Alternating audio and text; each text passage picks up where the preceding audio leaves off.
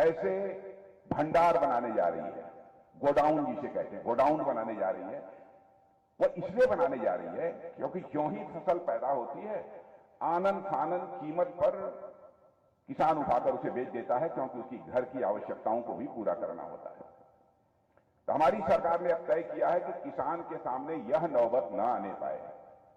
फसल पैदा होती है, वह चाहे तो भंडार गृह में उसे रख दे और वहां से कुछ पैसा ले ले और अपना घर का खर्च पर चलाए, और जब अनाज की कीमत बढ़ जाए तब ले जाकर उसे वह बाजार में बेच दे।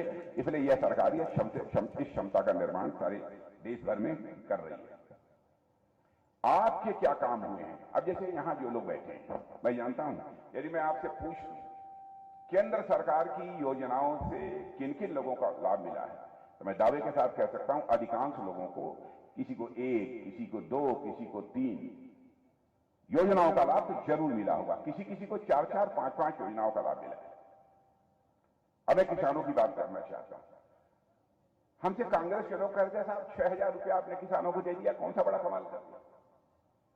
बहनों भाइयों, मैं किसान हूं, मैं जानता हूं 2,000 रुपया घर में किसान के लिए नहीं होता है, उसकी फसल बर्बाद हो जाती है, खाद नहीं डाल पाता है, बीज नहीं डाल पाता है, यह हालत होती है। अब मुफ्त का 6,000 रुपया यदि हमारे प्रधानमंत्री दे रहे हैं तो उसकी भी हमारे कांग्रेस के लोग आलोचना कर रहे हैं। इसका क्या मतलब है? बहुत सारी, मैं योजना की जानबूझकर चर्चा नहीं कर रहा हूं, मैं गिनाना शुरू करूंगा तो घंटे भर का समय मेरा इसी में चला जाएगा। और बहनों भाइयों, जिस तेजी से विकास हुआ है इस हमारे मध्य प्रदेश का और हमारे देश का, जिस तेजी से विकास हुआ है, मैं एक बात बतलाना चाहता हूं आपको कि सारी दुनिया में भारत के प्रति तो धारणा ही बदल गई। भारत के प्रति लोगों की धारणा ही बदल गई और लोग यह मानते हैं, वह दिन दूर नहीं है कि भारत 25, 30, 40 वर्षों में विश्व की महाशक्ति बन जाएगा, सुपर पावर बन जाएगा भारत। यह लोगों की धारणा बनने लगी। अभी मैं जब दिल्ली से आ रहा था तो इलाहाबाद एयरपोर्ट पर मैं अपनी ये प्लेन से उतरा तो थोड़ी देर के लिए मैं चला गया था, वहां जो रेस्ट रूम होता है उसमें मैं चला गया था। वहां पर एक समाचार पत्र मैंने पढ़ा। समाचार पत्र में एक अमेरिका के एम्बेसडर ने, तुम कहां रख दिए कागज भाई, देखो तो वहां है, मैंने नोट किया था, मैंने छोटा कागज था ना। अमेरिका के एम्बेसडर ने, उनका एक स्टेटमेंट था, मैं उसे मैं देख रहा था, वहां नहीं, अच्छा इसमें रखा हुआ है। अमेरिका के एम्बेसडर ने, मैं दुनिया का सबसे ताकतवर देश यदि कोई माना जाता है तो अमेरिका माना जाता है। तो अमेरिका के एम्बेसडर मिस्टर एरिक गारसेटी, उन्होंने एक कार्यक्रम को संबोधित करते हुए कहीं पर यह कहा, एक कोई इंटरनेशनल फोरम था, अंतर्राष्ट्रीय मंच था, उसको संबोधित करते हुए उन्होंने कहा, अगर आप भविष्य देखना चाहते हैं, अगर आप भविष्य देखना चाहते हैं तो आप भारत हैं। आप यदि भविष्य को महसूस करना चाहते हैं तो आप भारत आए, और यदि आप भविष्य पर काम करना चाहते हैं तो भारत आए। यह दुनिया के सबसे शक्तिशाली देश अमेरिका के राजदूत ने कहा है। ये हम लोगों के लिए कोई छोटी बात नहीं है। और भारतीय जनता पार्टी के बारे में, और मैं तो प्रेस के दोस्तों से भी कहूंगा, हमारी कोई भी बात गलत हो तो आप अखबारों में लिख दीजिएगा, कह दीजिएगा कि राजनाथ सिंह ने झूठ बोला है। शंका हो तो हमसे बात कर लीजिएगा, हम उसका समाधान देंगे। क्योंकि आज तक जो मैंने राजनीति की है, जनता की आंखों में धूल झोंक के बहनों भाइयों कभी राजनीति नहीं की है, जनता की आंखों में आंख डालकर मैंने राजनीति की बराबर। यह सावधानी हमने बरता है। हम जो कहते हैं वह करते हैं।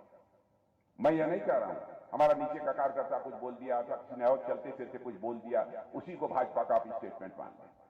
चुनाव होता है तो घोषणा पत्र हम तैयार करते हैं, वो सोच समझ नाप तौल कर हम घोषणा पत्र तैयार करते हैं। हमारे मोदी जी ने तो इतनी सावधानी बरतते हैं कि 2014 में जब वो प्रधानमंत्री के उम्मीदवार बने थे तो राष्ट्रीय अध्यक्ष नहीं था। उस समय भी उन्होंने कहा कि राजनाथ जी देख लीजिएगा चुनावी घोषणा पत्र, कहीं कुछ ऐसा ना हो जाए हम उसमें कह दें कुछ और कर ही ना पाए। और 2019 में कहा कि घोषणा कमेटी के चेयरमैन कोई बनेगा, राजनाथ सिंह बने, हम ही को बना दिया। 2024 में भी हम ही को बना दिया। ना तौल कर चीजों को चाहते हैं कि घोषणा पत्र में शामिल किया जाए ताकि जो कहा जाए वो हो।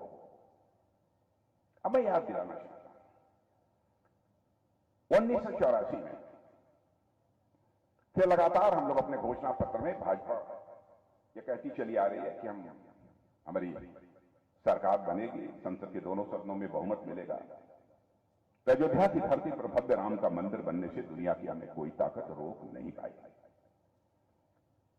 बहनों भाइयों, आपने देखा कि आपने संसद के दोनों सदनों में बहुमत दे दिया, हुआ है अदालत के फैसले से, लेकिन अवसर हमको मिला है, अवसर हम लोगों को मिला है कि अयोध्या की धरती पर आज भव्य राम का मंदिर बनकर खड़ा हो गया। मर्यादा पुरुषोत्तम भगवान राम अपनी झोपड़ी से निकलकर अपने महल में स्थापित हो चुके हैं। बहने भाइयों, मुझे तो ऐसा लगता है कि भारत में अब राम राज्य आने का यह शुभ संकेत है। राम राज्य हम कहते किसे?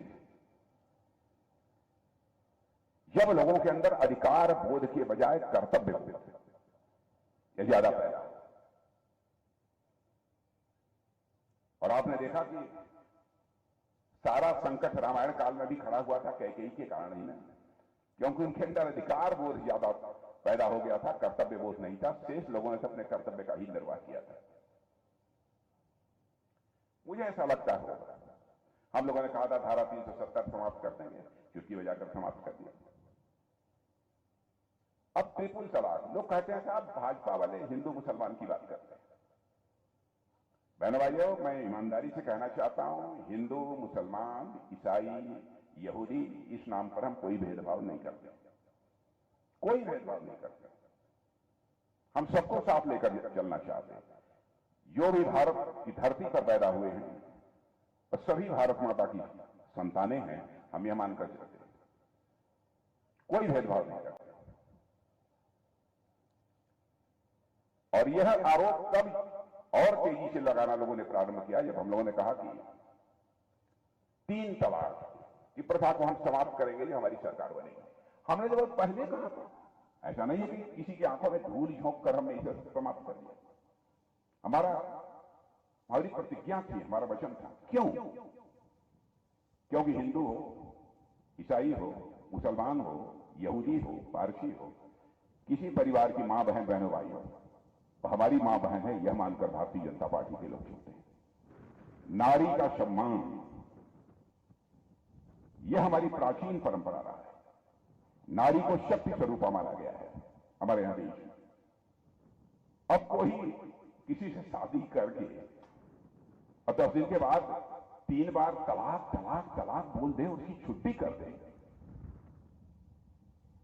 तो दुनिया में कोई इसे भले ही बर्दाश्त कर ले, लेकिन भारतीय जनता पार्टी बर्दाश्त नहीं कर सकती।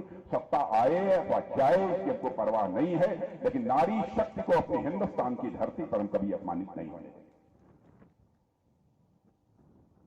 यदि मैं देखूं तो बहुत सारे ऐसे मामले हैं जिन पर की बहुत दिलेरी के साथ हमारी सरकार ने कदम लिया। अब गरीबी मध्य प्रदेश के लोगों ने अच्छी खासी देखी है, मैं जानता हूं, लेकिन मैं कह सकता हूं बड़ी संख्या में लोग मध्य प्रदेश में